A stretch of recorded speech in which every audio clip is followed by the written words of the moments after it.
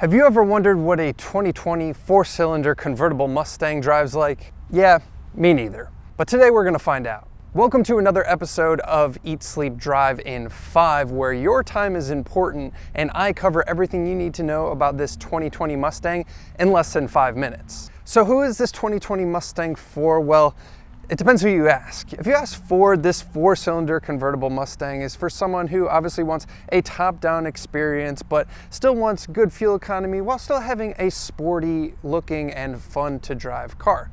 If you ask me, it's strictly for rental car companies, but that's what we're gonna find out today. At the end of this video, I'm going to give you a verdict and we're gonna find out exactly who this car is for. Now, let's get started. We're gonna take it for a drive and then we'll cover all the features in this Mustang. This is a 2.3 liter turbocharged four-cylinder engine. That is a lot of technical speak. What does it actually mean and what does it actually feel like? Wow, okay.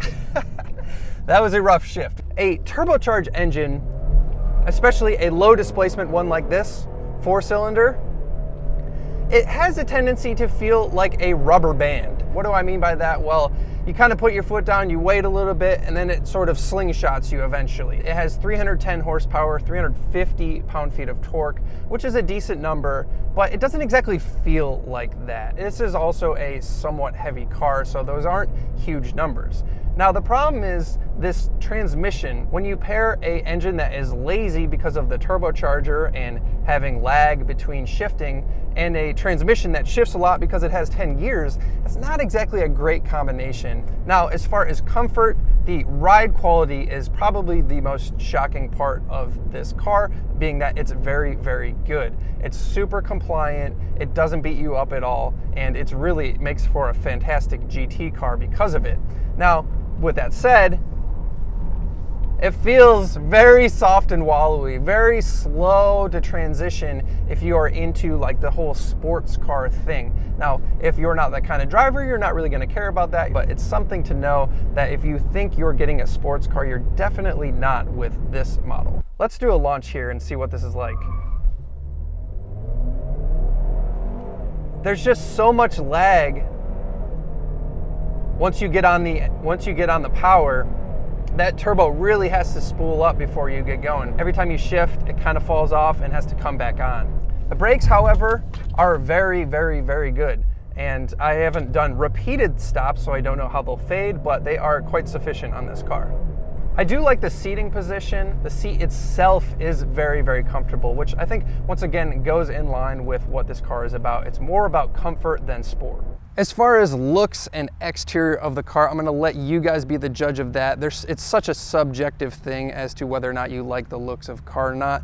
Personally, I think it looks pretty good. I think the back is also attractive. I do like the sequential turn signal lights where they kind of go boop, boop, boop. The front end has definitely grown on me since they've brought it out, but overall a pretty attractive car. Let's talk about some of the interior features of the Mustang. You can get the base or the premium. The premium is gonna come with things such as heated and cooled seats. If you prefer to feel like you've peed your pants, you can turn on those cooled seats. And then it's also gonna come with things such as leather and of course Android Auto and Apple CarPlay. I feel like the center stack is starting to get a little bit dated, but at least the screen is pretty responsive on swipes and 2 touches. You do still get these physical volume and tuning knobs, which I really, really like. You don't have to use a screen.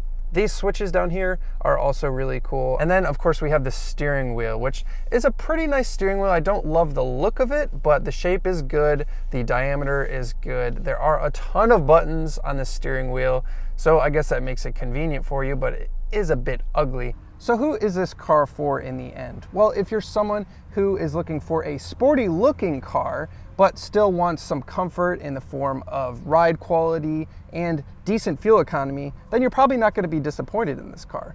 But if you are someone who has sporting aspirations and thinks that you're going to get a sports car in this Mustang specifically, you're gonna be disappointed. The suspension is too soft and wallowy, this engine is super weird, and the power band is very strange. So it's not a sports car, it is a good grand touring car, and it is a comfortable car. So if those meet your criteria, then you'll be happy with it. If not, you need to look somewhere else. I hope you guys enjoyed this video. If you did, make sure you hit the subscribe button. This has been Eat, Sleep, Drive in 5. I'll see you in the next one.